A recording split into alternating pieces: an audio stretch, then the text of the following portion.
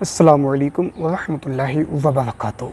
नाज़रीन किराम, हमारे एक इस्लामी भाई ने सवाल किया कि हज़रत नापाकी की हालत में कलमा शरीफ, दुरूद शरीफ, इसी तरह से मुजवानी कुरान शरीफ पढ़ सकते हैं या नहीं पढ़ सकते हैं। नाज़रीन किराम, सही क्या है, आज की इस क्लिप के अंदर हम आप हज़रात को बताएंगे कि नापाकी की हालत में क्या काम करने चाहिए और कौन से काम नहीं करने चाहिए। सबसे पहले आप हज़रात एक बात अपने ज़हन में रख लीजिए, अगर आप किसी वजह से नापाक हो चुके हैं तो पाकी हासिल करने में ताख़ीर न करें।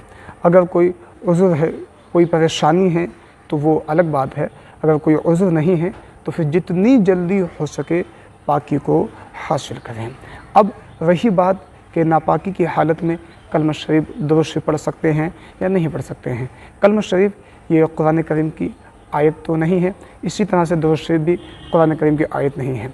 आप दुरूद शरीफ भी नापाकी की हालत में पढ़ सकते हैं और कलमा शरीफ भी पढ़ सकते हैं।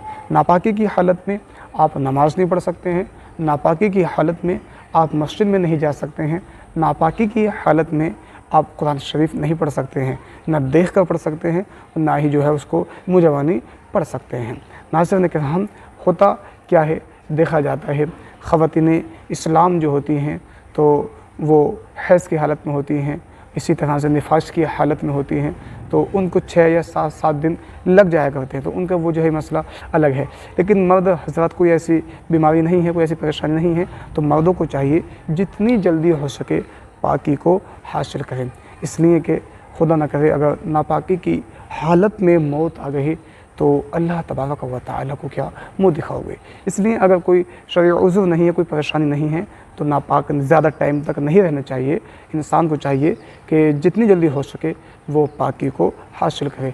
रही बात कलमा शरीफ की, दुरूद शरीफ की, तो कलमा शरीफ पढ़ सकता है, दुरूद शरीफ भी जो है वो पढ़ सकता है। अस्सलामु अलैकुम व रहमतुल्लाह।